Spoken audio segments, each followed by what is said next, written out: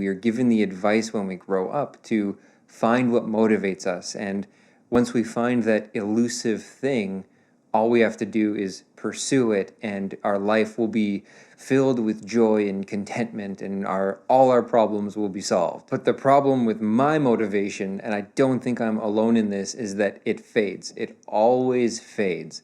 It might start out really strong and amazing, and I'll wake up excited and eager, and I'll get a million things done on the first day and the second day, but inevitably, slowly but surely, it fades away until it's gone. And I'm left feeling like Wile E. Coyote chasing the Roadrunner.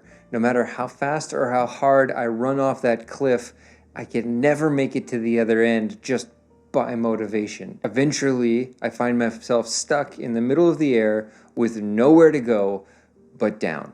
If you felt like this, or maybe feeling like this now, have no fear. James Clear's book, Atomic Habits, is here to save the day.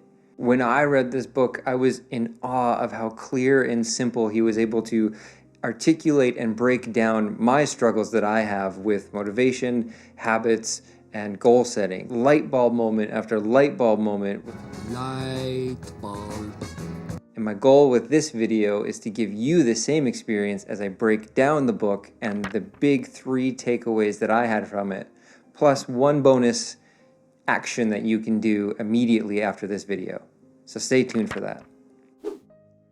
The first thing I want to dive into is explaining what an atomic habit is in James Clear's definition and what it means in the realm of systems. James Clear describes an atomic habit as a regular practice that is not only small and easy to do, but is also a component of incredible power. Who you are today, right now, is always a lagging measure of previous habits that you have.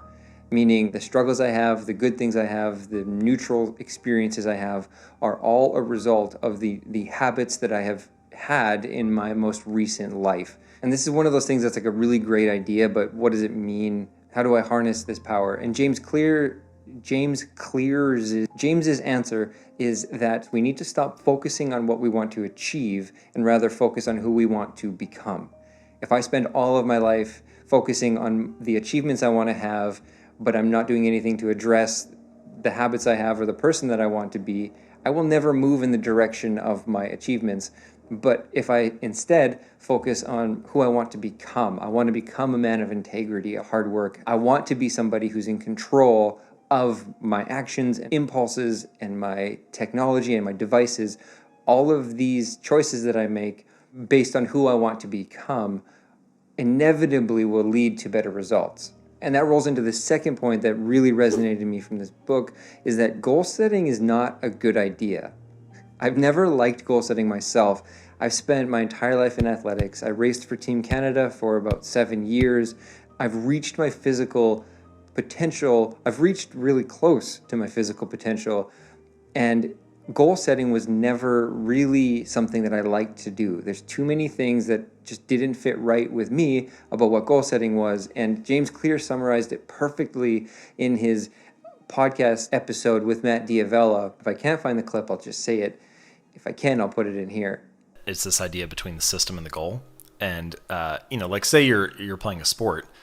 In every sport, the goal is to have the best score on the scoreboard at the end of the game. But it would be ridiculous to spend all game looking at the scoreboard because it wouldn't help you in any way. So, in fact, if you just ignored the score the entire time and just focused on a better process or playing a better way or a better scheme or strategy, then you probably would end up with the best score. And again, I was left thinking, well, what does that mean? Like, how do I, sure, as a basketball player or as a skeleton athlete, I can design a system for practice or training, but how do I design a system for eating healthy? What does that mean for me?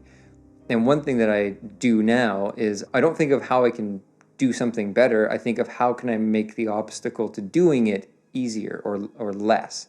In the same way with meal prep, I'm not a good cook. I'm a lot better than I was, and I'm getting better, and I'm getting more excited. But I'm doing this because I've found ways to make the challenge of figuring out how to cook smaller.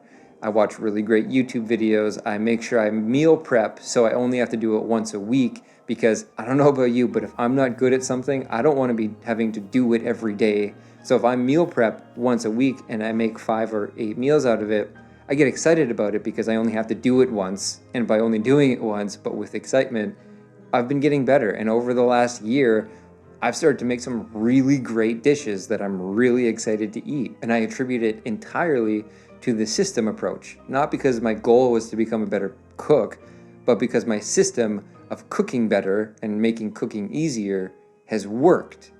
And as a result, I've cooked more. And by cooking more, I cook better. And as a result, I can say firsthand that change at first will feel small and maybe even unimportant to us, but over time will lead to remarkable changes if we're willing to commit to them for months or years. Is someone doing construction? This last point is not really a point, but more of a feeling that I had as I read the book. And it was a feeling of peace and grace and really forgiveness that I had for myself when I looked at how hard it is for me to overcome my bad habits.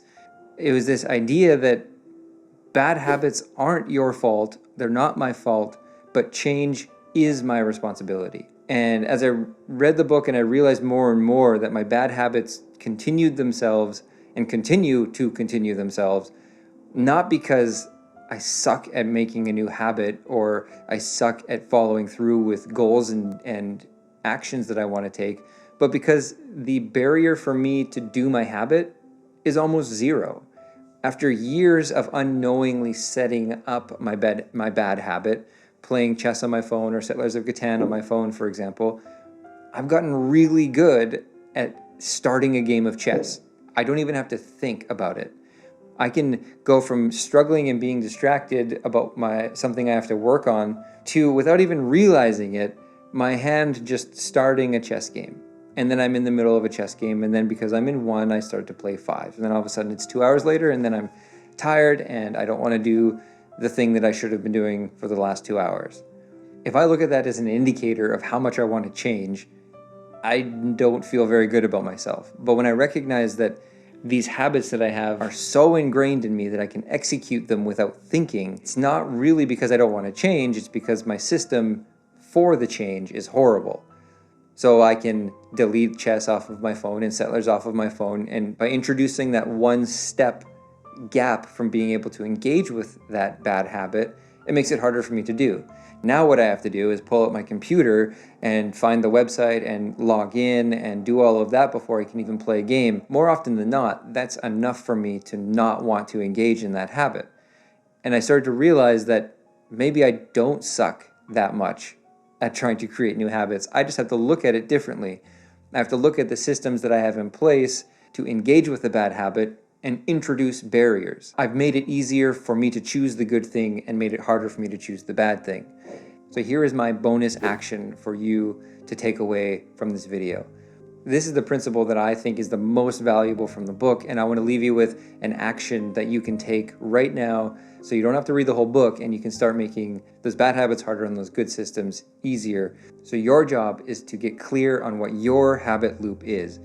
There are 4 steps to the habit loop: cue, craving, response, reward. And that's what you're going to write down on a piece of paper. Whenever you engage in your bad habit, you go to these 4 categories and you write down what cue led you to the craving for your bad habit, what your response is to that craving, and what your reward is.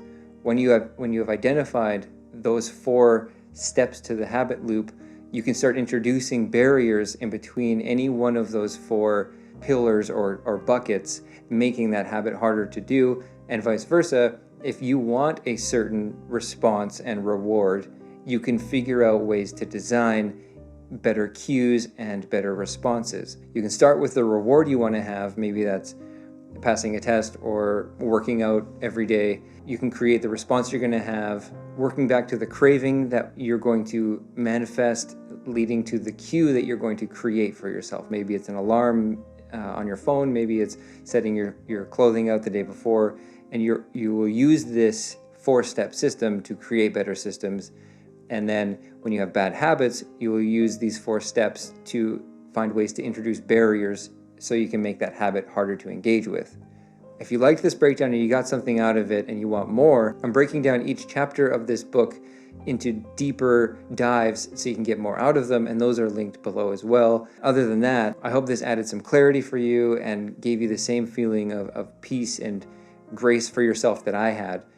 Until the next video, I'll see you later.